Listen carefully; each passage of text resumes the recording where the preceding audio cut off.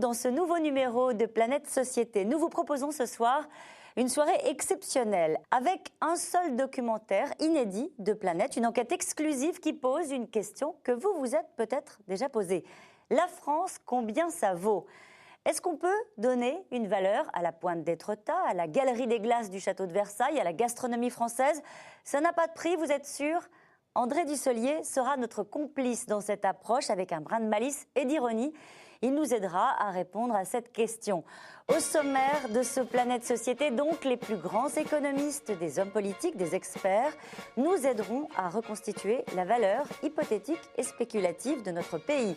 Alors que la crise s'installe et que les déficits se creusent, la France, comme tous les pays, doit emprunter pour renflouer ses caisses. Pour l'instant, notre pays reste un bon placement et les investisseurs continuent de nous prêter. Mais imaginons que les fonds viennent à manquer. Que se passerait-il? La valeur culturelle de la France, l'addition de notre patrimoine à tous, nous permettrait-il de nous renflouer? La France, combien ça vaut? C'est le documentaire inédit que nous vous proposons. La qualification moyenne de nos concitoyens est un élément de richesse formidable. Le Sénégal serait détruit. Un vaste tsunami. Il met des décennies à s'en remettre.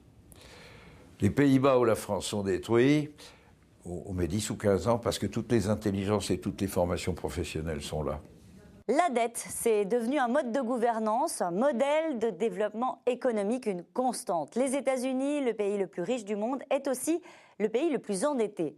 Mais quand on entend François Fillon nous dire que toute l'année 2009 sera une année de crise, que l'on découvre les sommes astronomiques des déficits, que l'on sait que le remboursement des intérêts de la dette est le premier poste de dépense du budget de l'État, alors la question vient tout naturellement.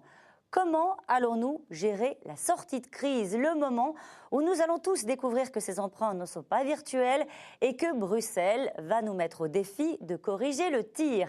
La solution est toute trouvée, augmenter les impôts. Impossible à dire, bien évidemment, aujourd'hui, mais inévitable demain. Mais s'il y avait une autre voie? Peut-on imaginer vendre la Joconde, privatiser le Louvre pour s'acquitter d'une partie de notre dette? La question a l'air saugrenue, mais vous risquez d'être surpris par la réponse. Ce soir, nous vous proposons donc une approche originale, une explication pédagogique qui décortique la richesse de notre pays.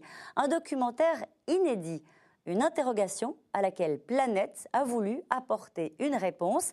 La France, combien ça vaut à vos calculettes?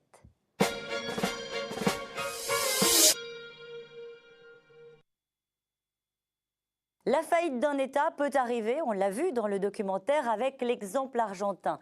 Et la question se pose aussi en Europe. Les pays de l'Est ont récemment lancé un appel à l'aide. La Hongrie a demandé un plan global d'aide de 190 milliards d'euros.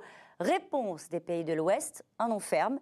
Il faut dire qu'ils ont déjà fort à faire avec leur économie. Mais avec un message sans ambiguïté. L'Europe ne laissera aucun pays de l'Union faire faillite. En octobre 2008, c'est le système économique islandais qui s'effondre entièrement. L'Islande passe du statut d'État parmi les plus riches du monde à celui de pays au bord de la banqueroute. Le tsunami de la crise américaine met à terre une économie fragilisée par des emprunts hypothécaires, des banques assises sur des actifs pourris. En octobre dernier, un internaute britannique s'était amusé à proposer l'Islande sur un célèbre site de vente aux enchères. L'offre fut retirée après avoir atteint 2,6 millions d'euros. Petit prix pour un pays, même s'il était précisé que ni la chanteuse Björk, ni le Groenland n'étaient compris dans le lot. Merci à vous d'avoir suivi ce numéro de Planète Société. À très bientôt sur Planète.